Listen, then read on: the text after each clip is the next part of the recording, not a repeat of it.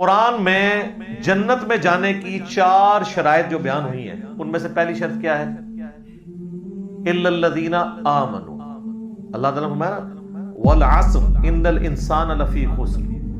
قسم ہے زمانے کی، یا زمانہ اس بات پر گواہ ہے کہ پوری انسانیت ہی گھاٹے کا زمانہ دیکھ رہی ہے، وہ گھاٹے میں ہے، سوائے ان لوگوں کے جن میں 4 نشانیاں ہوگی۔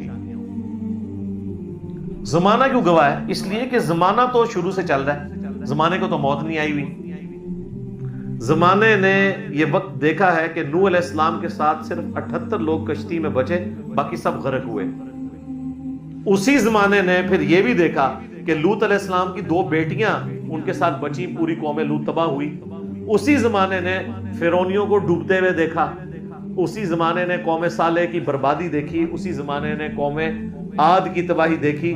یہ سورج تو وہی ہے، یہ دیکھتا آ رہا ہے۔ تو یہ زمانہ گواہ ہے کہ اوورال زیادہ تر لوگ تباہ ہی ہوئے ہیں انسانیت میں، دنیا اور آخرت کے اعتبار سے۔ الا الذین آمنوا، ہاں چند ہیں ایمان والے، وعملوا الصالحات، جو کہ نیک عمل کیا کرتے تھے، یہ کریں گے، وتواصوا بالحق، اور لوگوں کو بھی وصیت کریں گے سچائی کی بات کی۔ انہیں مان کے نہیں بیٹھ جائیں گے، سچائی کے لیے کھڑے ہوں گے، سچائی اور انصاف کے اوپر قائم ہوں گے۔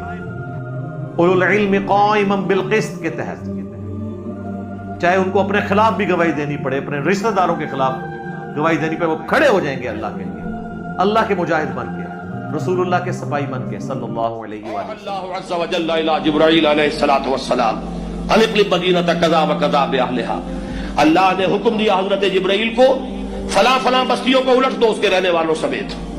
قال فقال، حضور نے فرمایا، اس پر حضرت جبرائیل نے عرض کیا بارگاہ خداوندی میں، ان فیہا عبدک فلانا لم یعصک طرفۃ عین، پروردگار اس بستی کو الٹ دوں، اس میں تو تیرا فلاں بندہ بھی ہے جس نے کبھی پلک جھپکنے جتنی دیر بھی معصیت میں بسر نہیں کی۔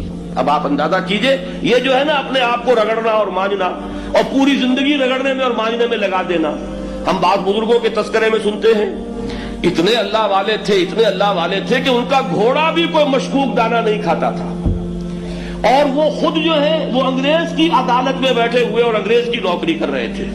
یہ ہے وہ میگنوسکوپک اور مائکروسکوپک کا عدم توازن۔ طاغوت کی چاکری کر رہے ہیں، انگریز کی ملازمت کر رہے ہیں، انگریز کے قانون کی تنفیذ کے اندر اعلی کار بن رہے ہیں، لیکن ذاتی تقویٰ اور ذاتی نیکی اور ذاتی للہیت جو ہے اس کا معیار یہ ہے کہ ان کا گھوڑا بھی مشکوک چارہ اور مشکوک کھانا نہیں کھا سکتا۔ یہ ہے وہ عدم توازن، اس کو نوٹ کیجئے گا، جس کو کہ اس حدیث میں محمد رسول اللہ صلی اللہ علیہ وسلم نے واضح کر دیا کہ حضرت جبرائیل عرض کرتے ہیں کہ اللہ فلاں بستی کو الٹ دوں، اس میں تو تیرا فلاں بندہ بھی ہے جس نے پلک جھپکنے جتنی دیر بھی معصیت نے بسر نہیں کی۔ ذاتی نیکی کا اب اس سے اونچا کوئی مقام کوئی شخص مجھے اگر بتا سکے تو میں اس کا مرید ہو جاؤں گا۔ اس سے اونچا کوئی مقام ہوگا کہ آنکھ جھپکنے جتنی دیر بھی کسی نے معصیت میں بسر نہیں کی، ذاتی نیکی کی معراج۔ لیکن حکم کیا ہوا بارگاہ خداوندی سے؟ قال فقال، حضور نے فرمایا، اللہ تعالیٰ نے حکم دیا جبرائیل کو، اقلب ہے علیہ وعلیہ، الٹو اس بستی کو، پہلے اس بدبخت پر پھر دوسروں پر۔ کیوں؟ فإن وجہہ لم یتمعر فی ساعۃ قط، اس لیے کہ اس کا چہرہ کبھی میری غیرت میں سرخ نہیں ہوا، اس چہرے کا رنگ نہیں بدلا۔